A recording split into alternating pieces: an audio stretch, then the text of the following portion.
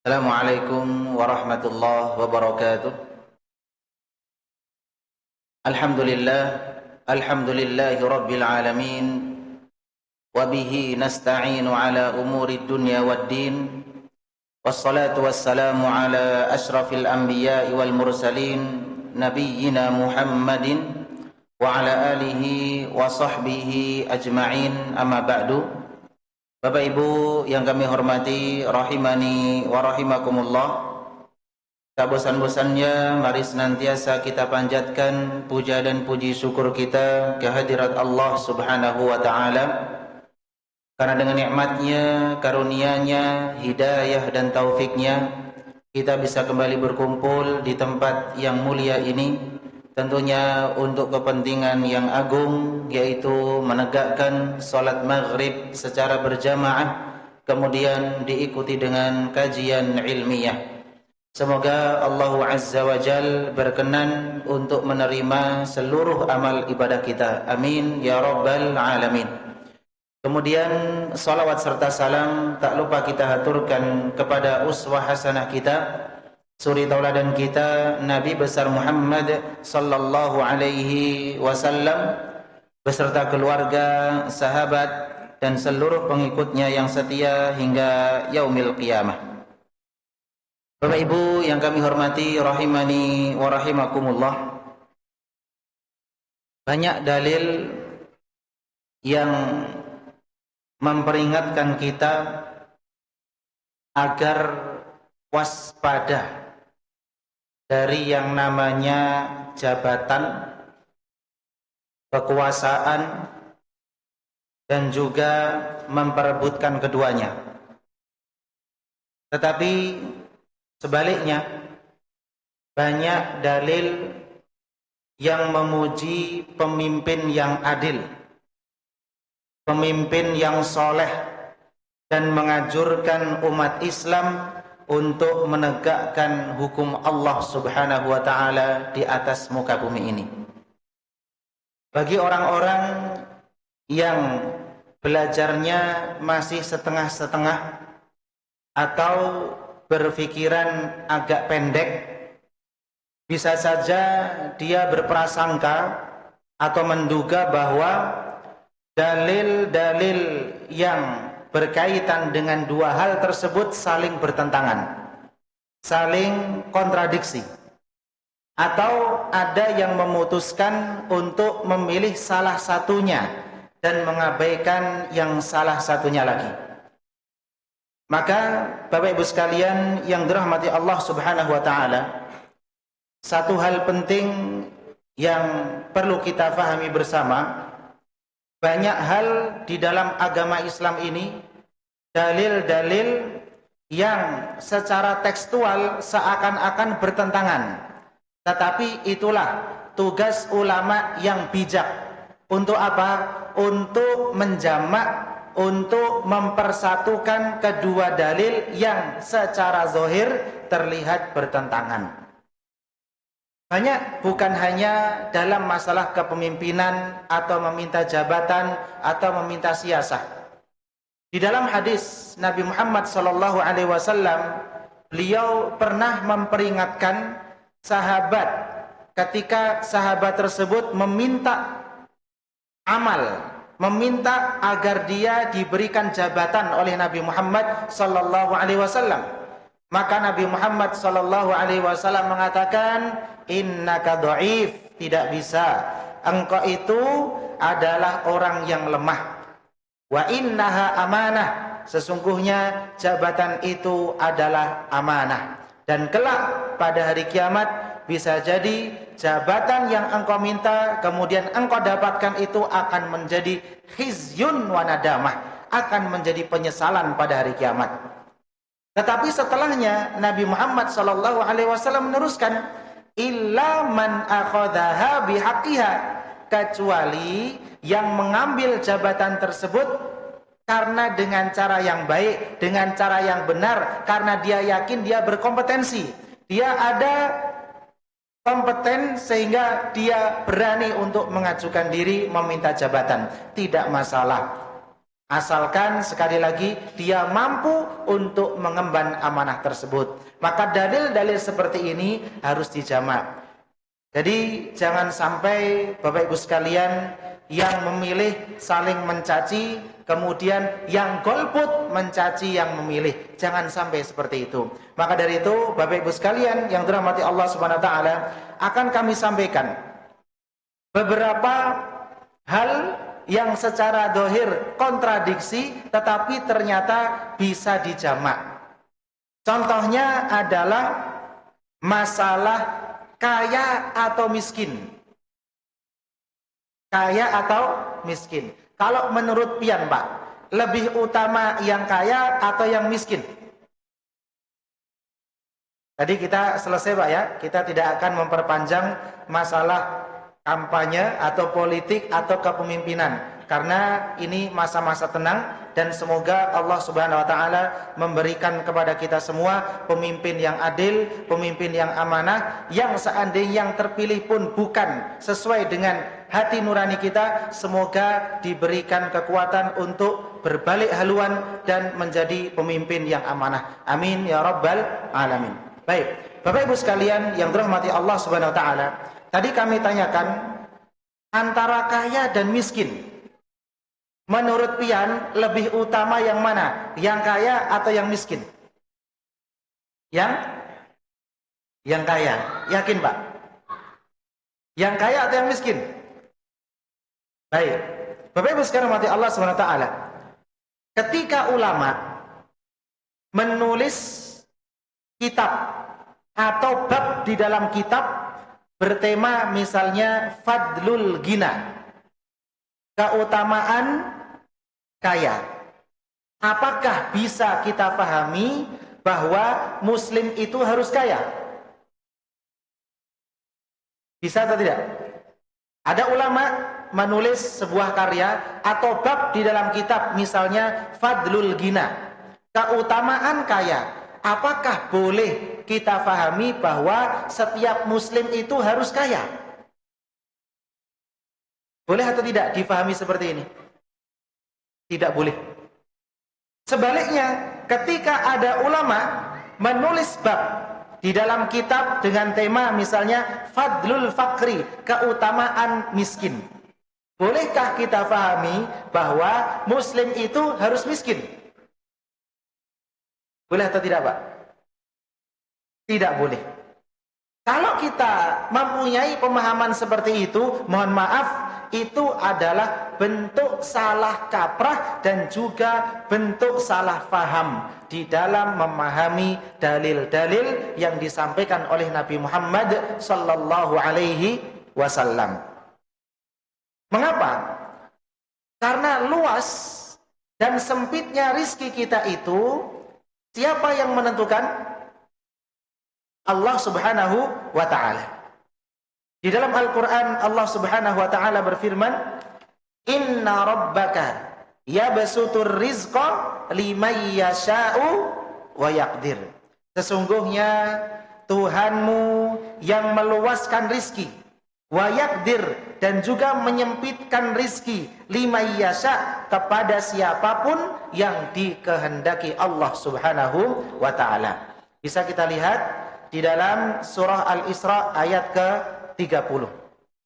Jadi ketika sebagian ulama, Bapak Ibu sekalian, membuat karangan yang menunjukkan keutamaan kaya, itu bukan berarti kita dituntut harus menjadi kaya. Bisa jadi ulama tersebut mengarang kitab yang berjudul Fadlul Ghina, keutamaan kaya, supaya apa? Supaya orang-orang kaya itu bisa menjadikan kekayaannya sebagai kendaraan. Kendaraan untuk apa? Untuk menuju ridhonya Allah Subhanahu wa ta'ala. Kenapa? Karena Bapak Ibu sekalian, di dalam banyak hadis disebutkan mayoritas penghuni surga itu orang miskin atau orang kaya. Mayoritas penduduk surga orang miskin atau kaya? Orang miskin. Maka ketika ada ulama menulis Fadlul Ghina, keutamaan orang kaya, ini ingin membangun optimisme kepada orang-orang kaya bahwa nggak semua orang yang masuk surga itu miskin, ada juga orang kaya. Maka bersemangatlah. Jangan dibalik. Karena kadang-kadang mohon maaf, ada sebagian menyampaikan betul, dunia itu bangkai. Dunia itu jangan dimasukkan ke dalam hati. Itu semua betul. Tetapi jangan lupa, ada dalil-dalil lain yang mengatakan bahwa kita itu di dunia hidup butuh dengan dunia. Ibadah yang kita lakukan itu butuh dengan yang namanya dunia. Wala tansa nasibaka minat dunia. Jangan lupa bagianmu dari dunia.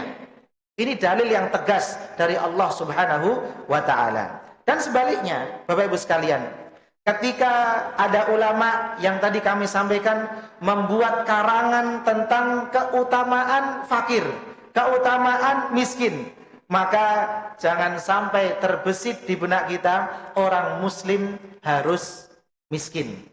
Ini sekali lagi pemikiran yang salah kaprah dan keliru.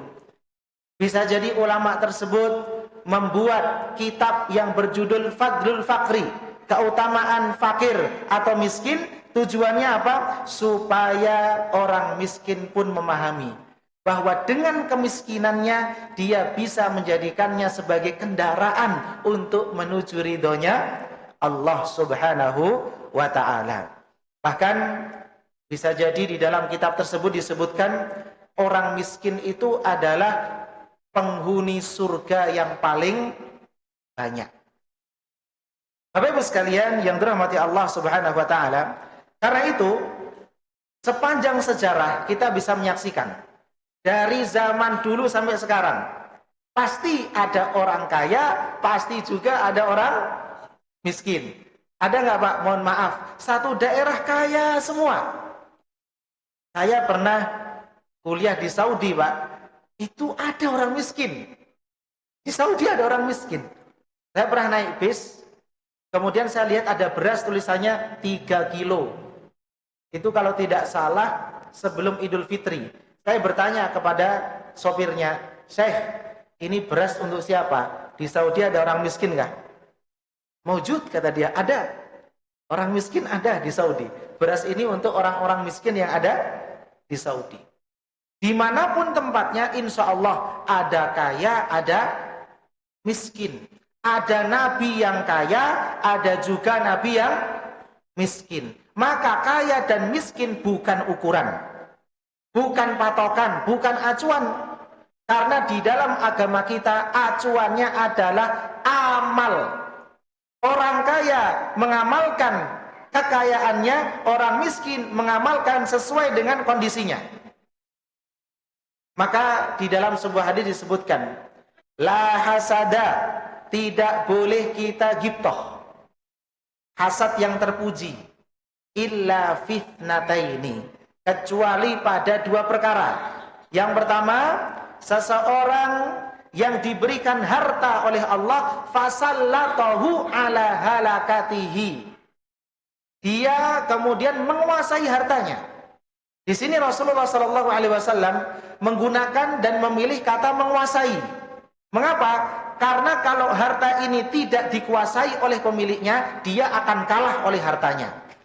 Pilihannya hanya 2, menguasai hartanya atau dikuasai hartanya. Milih yang mana Pak? Menguasai harta atau dikuasai harta? Menguasai harta. Makanya Rasulullah SAW makhluk yang paling cerdas. Ketika menyampaikan sebuah hadis, tidak main-main, menggunakan pilihan kata yang paling tepat. Fasallatahu artinya dia menguasai dulu hartanya. Karena tidak mungkin ada orang mudah berinfak kecuali dia telah menguasai hartanya. Kalau dia belum menguasai hartanya, berarti dia tidak mungkin mampu berinfak di jalan Allah Subhanahu wa taala. Maka bagi orang-orang yang mungkin hari ini Allah berikan keluasan dan kelapangan rezeki, satu hal yang perlu kita pahami, kalau kita ingin mudah berinfak, jadilah kita orang yang menguasai harta kita, bukan orang yang dikuasai harta. Itu yang perlu kita pahami. Fasallatahu ala halakatihi, dia menguasai hartanya. Setelah menguasai, baru dia menunaikan hartanya di jalan yang benar. Ini yang pertama. Yang kedua, wa rajulun, seseorang atahullahu ilman atau hikmatan. Orang yang diberikan ilmu atau hikmah. Kemudian dia mengamalkan ilmunya dan dia mendakwahkan ilmunya. Coba Bapak Ibu sekalian, kita amati dua model orang ini. Yang pertama, dia punya harta. Apakah boleh kita cemburu hanya karena melihat orang punya harta? Boleh atau tidak, Pak? Tidak boleh. Apakah boleh kita cemburu hanya melihat ada orang berilmu? Tidak boleh. Yang seharusnya membuat kita cemburu adalah amal mereka berdua. Jadi yang harus membuat kita cemburu apa, Pak?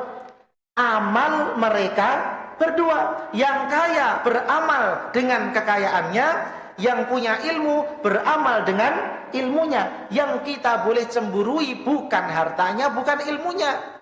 Maka mohon maaf kurang tepat kalau kita memotivasi anak kita, itu loh hafal 30 juz luar biasa, kurang lengkap.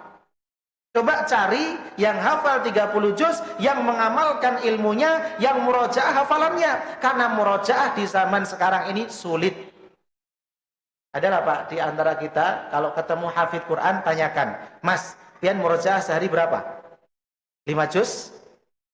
10 juz? 15 juz? Atau 30 juz? Bisa jadi dia menjawab, wah sekarang susah untuk apa? Murojaah. Jadi untuk memotivasi anak kita, coba cari sosok-sosok seperti itu. Jadi anak-anak kita nanti tujuannya bukan hanya memperbanyak hafalan, tetapi melihat orang yang dengan hafalannya dia bisa mengamalkan ilmunya, dia konsisten murojaah hafalannya. Dan itu beberapa orang kami dapatkan murojaah Al-Quran, Bapak Ibu sekalian, ketika sholat sunnah 1 rakaat dia baca setengah juz, rakaat kedua setengah juz, lengkap berapa Pak? 1 juz. Sehari minimal murojaah 5 juz. Dan kami dapati beberapa asatidzah kami ketika dulu menjadi mahasiswa di Universitas Madinah, ketika naik bis bibirnya komat kamit. Apa yang dibaca? Bukan mantra Pak, yang dibaca apa? Al-Quran, sehari 5 juz. Dan kami memiliki syekh bernama Rosyad As-Sisi. Beliau meninggal di Masjid Nabawi dalam kondisi membaca Al-Quran. Beliau adalah salah satu pentashih imam. Jadi imam, kemudian di belakangnya ada 2 syekh biasanya. Yang satu, semoga beliau masih panjang umurnya, diberikan keberkahan umur, Abu Rawas. Yang satunya Syekh Rosyad As-Sisi. Kemudian beliau berdua syekh kami. Kemudian Syekh Rosyad As-Sisi meninggal. Kapan meninggalnya? Ketika mau menuju tempat biasanya beliau sholat, di belakang imam. Kemudian meninggal dunia. Setiap detiknya dia baca Al-Quran, komat kamit bibirnya. Al-Quran dilantunkan, luar biasa. Itu yang motivasi kita untuk cemburu. Bukan terkenal hafal Quran, tetapi tidak pernah mengamalkan atau murojaah. Bapak Ibu sekarang mati Allah. Sama dengan harta. Ada orang kaya, tidak perlu kita cemburu. Yang kita cemburui bukan kekayaannya, tapi apanya Pak? Amalnya. Karena Islam ini adalah agama amal. Islam ini adalah agama apa? Amal, bukan agama pengakuan. Sama, ketika kita ngaku nyunnah, ketika kita mengaku ahlu sunnah, sunnah itu bukan pengakuan. Itu adalah pengamalan. Dimanapun komunitas kita, kita berhak untuk mengamalkan sunnah. Meskipun tidak dicap oleh orang lain sebagai sunni. Pokoknya kita mengamalkan sunnah dimanapun kita berada, kita termasuk ahlus sunnah wal jamaah. Tidak boleh sunnah itu diklaim oleh beberapa pihak, kemudian menjadi satu komunitas yang hanya sunnah komunitas itu saja. Tidak boleh. Secara langsung atau tidak langsung. Maka sunnah ini Bapak Ibu sekalian adalah hak kita semua. Bapak Ibu sekalian yang dirahmati Allah Subhanahu wa ta'ala. Nabi Ayub alaihi salam, beliau pernah diuji dengan kekayaan. Betul ya Pak? Dan juga beliau pernah diuji dengan kemiskinan. Yang salah siapa Pak? Nabi Ayub pernah diuji kekayaan, juga pernah diuji dengan kemiskinan. Yang salah siapa? Yang salah adalah orang yang tidak bersyukur ketika kaya dan tidak bersabar ketika miskin. Ini yang salah. Karena sekali lagi, Islam adalah agama amal, bukan agama yang mengajak kepada miskin dan juga bukan agama yang mengajak kepada kaya. Ada Pak, tolong sebutkan satu dalil yang mengharuskan seorang muslim menjadi kaya atau mengharuskan seorang muslim menjadi miskin. Ada satu dalil saja, sebutkan. Ada atau tidak Pak? Tidak ada. Yang ada miskin punya fadilah, kaya juga punya apa? Fadilah. Maka Bapak Ibu sekalian, di dalam sebuah hadis di zaman Nabi Muhammad SAW ada orang-orang fakir. Orang-orang fakir dari kaum muhajirin yang hijrah ke kota Madinah. Orang-orang fakir ini, Bapak Ibu sekalian rahmati Allah Subhanahu wa taala, bukan karena mereka ingin fakir, tidak. Tetapi kondisi yang tidak memungkinkan mereka untuk menjadi kaya. Kenapa? Karena di Mekah ketika itu mata pencahariannya adalah berdagang, sedangkan di Madinah mata pencahariannya adalah bercocok tanam.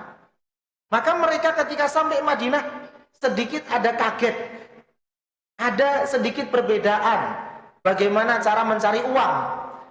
Di Mekah berdagang, di Madinah bercocok tanam. Akhirnya Bapak Ibu sekalian, mereka mengadu kepada Nabi Muhammad sallallahu alaihi wasallam, "Wahai Rasulullah, anna nasan min ashabi Rasulillah sallallahu alaihi wasallam qalu lin nabi sallallahu alaihi wasallam, ya Rasulullah, dhahaba ahlud duthuri bil ujur yusalluna kama nusalli wa yasumuna kama nasum wa yatasaddaquna bi fuduli amwalihim."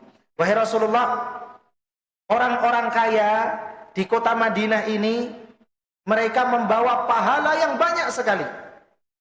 Yusalluna kama nusalli, mereka melakukan salat yang wajibkah, yang sunnahkah, mereka lakukan semuanya. Sebagaimana kami orang-orang fakir juga melakukan salat. Wa yasumuna kama nasum, mereka puasa wajib dan juga puasa sunnah. Sebagaimana kami juga puasa wajib dan puasa sunnah. Wa yatasaddaquna bi fuduli amwalihim. Ini yang tidak bisa kita lakukan wahai Rasulullah. Mereka bersedekah dengan sebagian harta mereka. Ini yang kami tidak bisa. Kemudian apakah Rasulullah Sallallahu Alaihi Wasallam menjawab, kalau begitu kamu harus jadi orang kaya, jangan jadi orang miskin? Tidak. Betul ya Pak? Rasulullah SAW lihat jawabannya sangat bijak. Pemimpin harus punya jawaban ketika ditanya. Pemimpin harus bijak ketika ditanya. Makanya Rasulullah Sallallahu Alaihi Wasallam menegaskan dan tidak menjawab jangan jadi orang miskin, jadilah orang apa? Kaya, biar bisa sedekah. Tidak seperti itu jawabannya Nabi Muhammad sallallahu alaihi wasallam. Karena Nabi sallallahu alaihi wasallam tahu betul agama Islam ini bukan agama yang memaksa orang untuk jadi kaya dan juga bukan agama yang memaksa orang untuk jadi miskin. Tetapi Islam adalah agama amal. Maka yang disebutkan oleh Rasulullah sallallahu alaihi wasallam adalah amal. Rasulullah sallallahu alaihi wasallam menyebutkan, qala awalaysa qad ja'alallahu lakum ma tasaddaqun. Bukankah Allah juga menjadikan bagi kalian cara-cara bersedekah lainnya selain harta? Mengapa mereka mengadu ini kepada Nabi Muhammad SAW? Karena mereka berpraduga bahwa sedekah itu hanya terbatas pada harta. Ternyata tidak, kata Nabi Muhammad SAW. Beliau mengatakan, inna bikulli tasbihatin sedekah. Setiap ucapan subhanallah, apa artinya subhanallah Bapak sekalian? Maha suci Allah, itu adalah sedekah. Wa kulli takbiratin sedekah. Setiap ucapan Allahu Akbar adalah sedekah. Wa kulli tahmidatin sedekah. Setiap ucapan alhamdulillah adalah sedekah. Wa kulli tahlilatin shadaqah. Setiap ucapan la ilaha illallah adalah sedekah. Wa amrun bil ma'rufi sedekah. Mengajak orang lain kepada yang baik-baik adalah sedekah. Wa nahyun an munkar, mencegah orang lain dari perbuatan mungkar adalah sedekah. Wa fi bud'i ahadikum sedekah. Bahkan kata Rasulullah sallallahu alaihi wasallam, sampai hubungan intim antara suami istri itu juga termasuk sedekah. Berarti sedekah itu bukan terbatas dengan harta saja. Bisa yang pertama kata Rasulullah sallallahu alaihi wasallam adalah dengan zikir. Yang kedua kata Rasulullah sallallahu alaihi wasallam adalah dengan al-amru bil ma'ruf, mengajak orang untuk berbuat baik. Kebaikan di sini maknanya umum. Mengajak orang di jalan, Pak, ayo sholat, sedekah. Mengajak anak-anak, mengajak para pemuda untuk berbakti kepada orang tua, sedekah. Mengajarkan anak-anak kita untuk berbuat baik kepada orang lain, sedekah. Bayangkan sedekah banyak sekali yang bisa kita lakukan. Kemudian yang ketiga adalah wa nahyun an munkar, mencegah seseorang dari perbuatan mungkar. Ini juga termasuk sedekah. Tetapi Bapak Ibu sekalian, perlu kita pahami, di dalam mencegah yang mungkar kita harus pastikan bahwa yang kita cegah itu benar-benar apa? Benar-benar mungkar. Jangan sampai ternyata itu termasuk dalam ranah ijtihadiyah, furu'iyah, fiqhiyah. Maka dalam hal-hal seperti ini kita tidak boleh saling mengingkari. Cukup amalkan yang kita yakini tanpa mengingkari dan menyalah-nyalahkan pendapat yang lain. Sekali lagi, jika ternyata pendapat itu adalah masuk dalam ranah ikhtilaf, furu'iyah, ijtihadiyah, fiqhiyah. Bisa dipahami nggih, Pak? Baik. Bapak Ibu sekalian yang dirahmati Allah Subhanahu wa taala. Rasulullah sallallahu alaihi wasallam di dalam hadis yang baru saja kita baca mengakhiri sedekah atau cara bersedekah dengan cara, mohon maaf, berhubungan intim. Meskipun kita lakukan berhubungan intim itu juga termasuk sedekah. Maka untuk yang terakhir ini, para sahabat radhiyallahu anhum heran dan kaget. Kok bisa berhubungan intim termasuk sedekah? Maka Rasulullah sallallahu alaihi wasallam menjelaskan, kalau seandainya hawa nafsu itu, syahwat itu dilampiaskan pada yang haram, dapat dosa atau pahala, Pak? Dapat dosa. Kalau dilampiaskan pada yang halal, berarti dapat pahala. Itulah kenapa disebut dengan sedekah. Bapak Ibu sekalian yang dirahmati Allah Subhanahu wa taala, mari kita lihat di dalam hadis yang tadi baru saja kita baca, para kaum fakir mereka mengadu kepada Nabi Muhammad sallallahu alaihi wasallam. Mereka, Bapak Ibu sekalian, mengadu bukan karena kekayaannya, tetapi karena apa tadi, Pak? Wa yatasaddaquna bifuduli amwalihim, karena ini sebenarnya. Kami sholat, mereka sholat. Kami puasa, mereka puasa. Yang nggak bisa kami lakukan yang ketiga ini, yaitu apa? Sedekah dengan harta yang mereka miliki. Ini yang tidak kita punya. Makanya di sini mereka tidak pernah cemburu dengan kekayaan orang. Yang mereka cemburui adalah ketika ada orang kaya tetapi berinfak, bersedekah dengan kekayaannya, mengamalkan kekayaannya. Itu yang mereka cemburui, bukan kekayaannya. Wa yatasaddaquna bifuduli amwalihim. Ternyata Bapak Ibu sekalian, kalau kita baca sejarah, banyak sekali kecemburuan yang ada di para sahabat radhiyallahu anhum. Tetapi sekali lagi, radhiyallahu anhum, mereka diridhoi oleh Allah. Cemburu mereka bukan cemburu yang tercela, tetapi cemburu yang apa? Terpuji. Biasa disebut dengan ghibthah. Kalau tercela disebut dengan hasad. Yang terpuji disebut dengan apa? Ghibthah. Cemburu tetapi tidak mengharapkan nikmat itu hilang, tetapi malah mereka mengharap supaya mereka bisa beramal seperti mereka. Bukan mengharapkan kekayaan mereka hilang, tidak. Mereka mengharapkan supaya mereka bisa beramal seperti yang mereka amalkan. Itulah ghibthah. Ada beberapa kisah yang sering kita dengar tentang perang Tabuk. Allah Subhanahu wa taala pernah menurunkan ayatnya.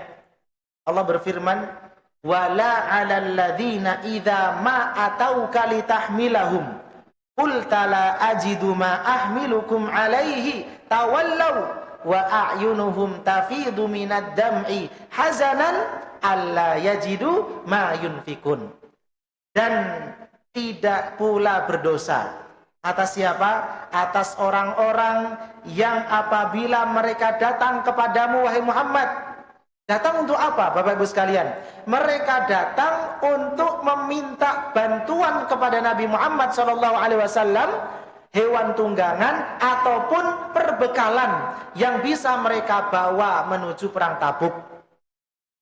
Tetapi Rasulullah SAW karena tidak punya perbekalan yang cukup ketika itu, Allah mengatakan, "Qulta la ajidu ma ahmilukum alaih." Engkau mengatakan kepada mereka, wahai Muhammad, aku tidak mendapatkan nafkah, tidak mendapatkan bekal, tidak mendapatkan biaya untuk membawa kalian ke medan peperangan, ke perang Tabuk. Nah, di sini timbul pertanyaan, Bapak Ibu sekalian. Ini yang membedakan antara orang munafik dengan sahabat. Ketika Rasulullah SAW mengatakan kalian tidak bisa ikut perang, orang-orang munafik, alhamdulillah tidak jadi perang. Sahabat tidak, Bapak Ibu sekalian. Ini yang menunjukkan mereka itu ketika cemburu, bukan cemburu karena kekayaan, bukan. Mereka cemburu karena amal. Ini yang perlu kita motivasi diri kita. Kita cemburu kepada orang lain bukan karena keistimewaan yang Allah titipkan, itu hanya titipan. Tetapi dia mampu nggak menggunakan keistimewaannya untuk meraih keridhaan Allah Subhanahu wa taala? Kalau mampu, itu yang kita cemburui. Para sahabat radhiyallahu anhum ketika ditolak oleh Nabi Muhammad SAW karena tidak ada bekal untuk membawa mereka ke perang Tabuk. Apakah mereka kemudian alhamdulillah kita nggak jadi berangkat, kita bersenang-senang dengan keluarga kita? Tidak, Pak. Apa yang mereka lakukan? Tawallau, mereka pulang ke rumah masing-masing, berpaling dari tempat itu. Wa a'yunuhum tafidu minad dam'i, air mata keluar dari mata mereka. Mata mereka mengeluarkan air mata. Hazanan. Kenapa dijelaskan hazanan, Bapak Ibu sekalian? Karena hazanan artinya apa? Sedih. Di sini harus diterangkan. Ada nggak Pak orang nangis bahagia? Ada atau tidak Pak? Nangis dia tapi bahagia. Ada? Contohnya nangis pas apa Pak bahagia? Nangis pas apa? Pas kawin. Ya, pas nikah ya, itu luar biasa ya. Pas saya terima nikahnya, wah itu luar biasa ya. Sah-sah nangis, wah itu nangis apa? Bahagia apa sedih? Bahagia. Kalau yang sedih berarti itu dipaksa nikahnya, ya. Jadi nangis bahagia. Makanya disebutkan di sini hazanan. Mereka nangis bukan bergembira, tetapi hazanan, harus ada tamyiz di sini, pembeda. Nangisnya nangis apa? Ya karena sedih.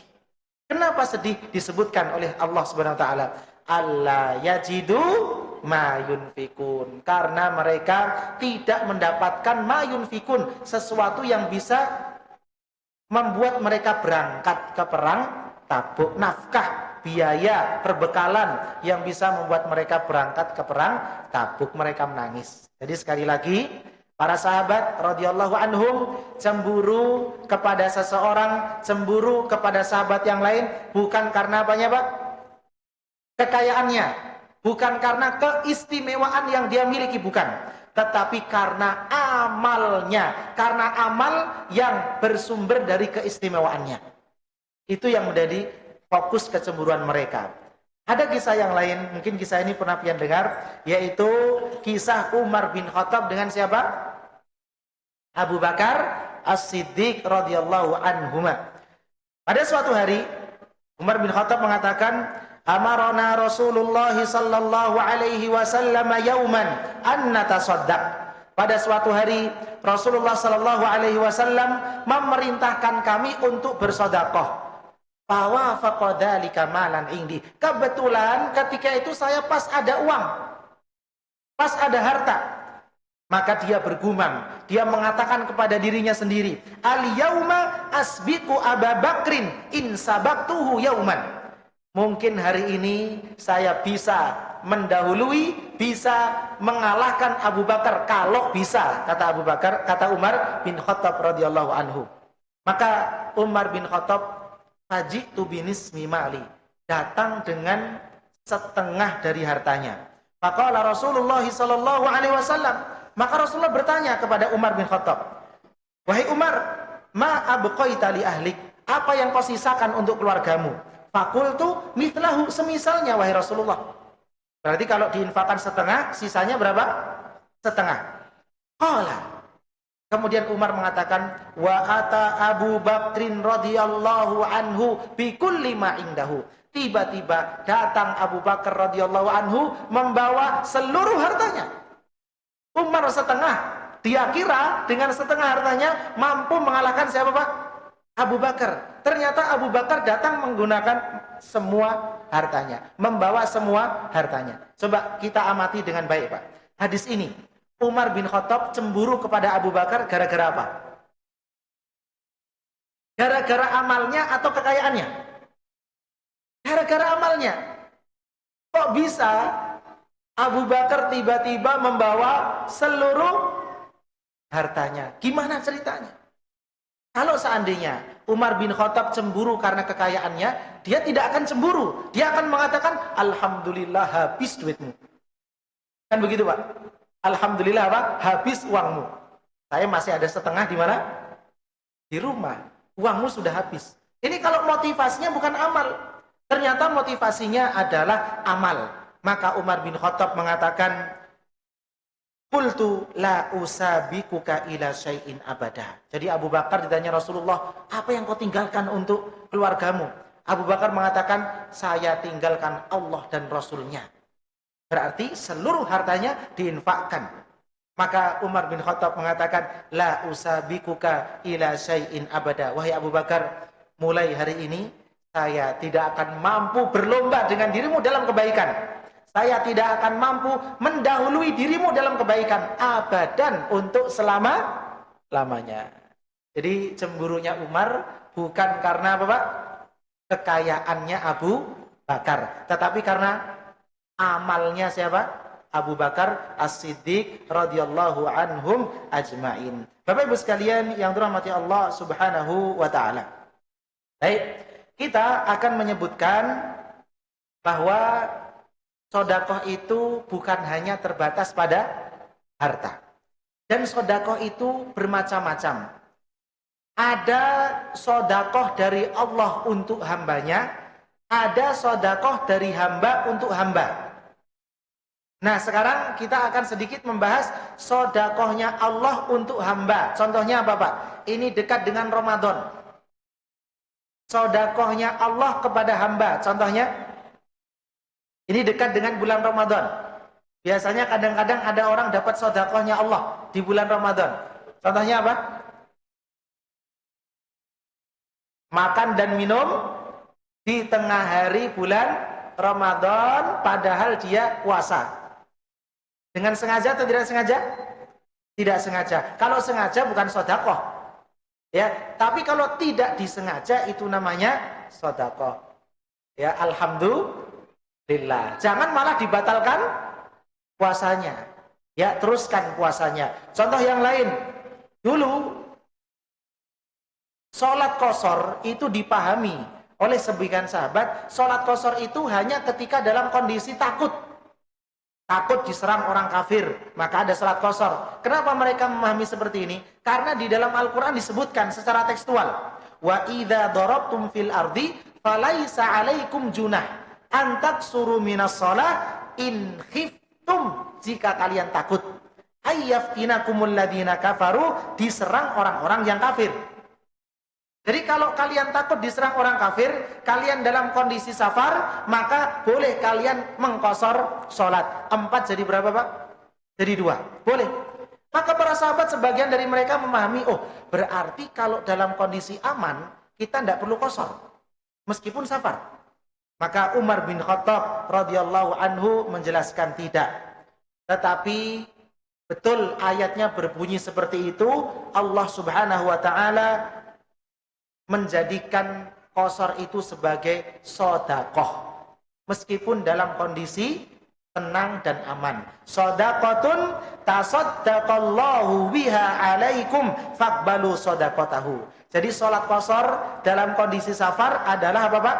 Sedekah yang Allah Subhanahu wa taala sedekahkan kepada kalian, maka kata Umar bin Khattab, terimalah sedekahnya Allah Subhanahu wa taala. Contoh yang terakhir, sedekahnya Allah kepada para hambanya. Pernah enggak Pak? Kita niat besok bangun malam, tiba-tiba tertidur pulas, bangunnya subuh. Pernah? Maka itu adalah sedekah. Sedekah dari siapa? Allah. Jadi tidur itu yang mentakdirkan siapa? Allah. Allah itu memberi sedekah kepada kita dengan tidur tadi. Di dalam hadis sebutkan, man ata firasyahu. Barang siapa yang mendatangi ranjangnya untuk tidur.